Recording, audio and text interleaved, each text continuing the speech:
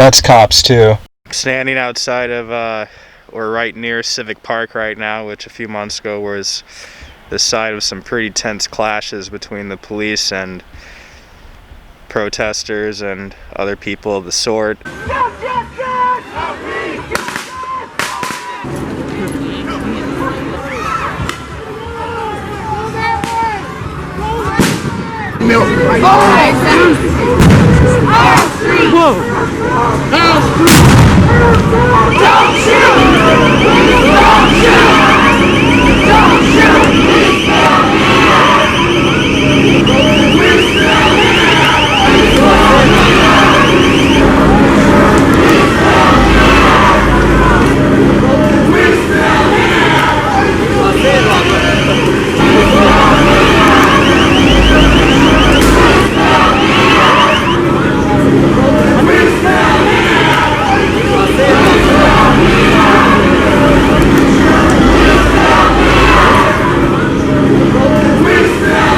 And I gotta say, you know, they got the black fence up, the National Guard are walking around, there's officers in blacked out cars, and there are no people around.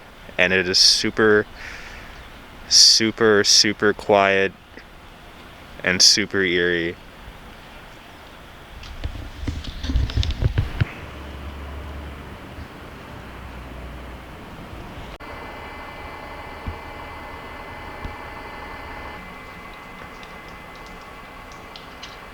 We're not backing down. The reason we wore a paralyzed today is to let our people know we got work to do. Get up and rise up, march Americans, etc. And those who believe that Black Lives Matter, stand up around this nation. And let's let them know we're not going to tolerate this anymore. Today, the news that we have heard from the Kenosha Police Department, the Kenosha District Attorney's Office is very disturbing.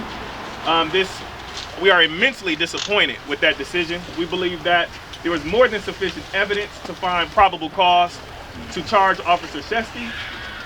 We believe that there were certain standard operating procedures that Officer Shesty should have followed that were not followed. There was no de-escalation. And we believe that the shooting an individual 7 times while walking away from the officer is nothing less than intentional.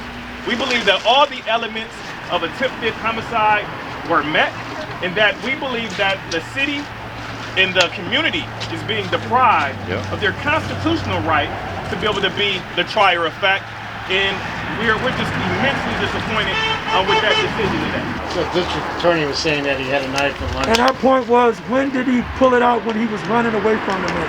At what point did he show a knife to attack this person and make him think that his life was in jeopardy? At what point in the video that you saw did we see that? Jacob was essentially brutalized well before the video even started. What you saw in that video was Jacob getting up after being almost attacked by these officers well before the video starts. So I think that goes to his mens rea at the time, that he did not have the fortitude to harm anyone. And for an officer to say that he thought that he was going to be get stabbed? Where? Show me in the video, where did you feel like you were going to get stabbed? Just like the fireman's trained to put out fires or a mechanic to put in a motor, these officers are trained. Please keep that in mind. They can't have the same mindset that a normal citizen has or can say. They're trained. You're trained for people that may do things that are unexpected. He could have been drugged down to the ground. There was multiple police officers there. Why would the first instinct of any officer be to draw a weapon next to 3 children, less than a foot from 3 children that he was supposed to be saving? He could have shot and hurt himself. That can't be the way they train him at the academy, is it? I think that this is just preposterous. And I think that the precedent that this sets is dangerous, not only to the city of Kenosha, not only to the state of Wisconsin, but to our country. If officers can justify shooting someone 7 times in this circumstance, we have a lot of work to do, and it is dangerous not only for black and brown people, but us all. And to answer the question before, I'm sorry, I talked to Jake, my brother, not a minute ago, and he wanted us to emphasize that we'll be in D.C. Trying to sit down with the lawmakers that make a difference in every state, because this needs to be handled at a federal level. It needs to be investigated at federal level, and to be taken to the feds so we can change some laws. So our African descendants can live in peace.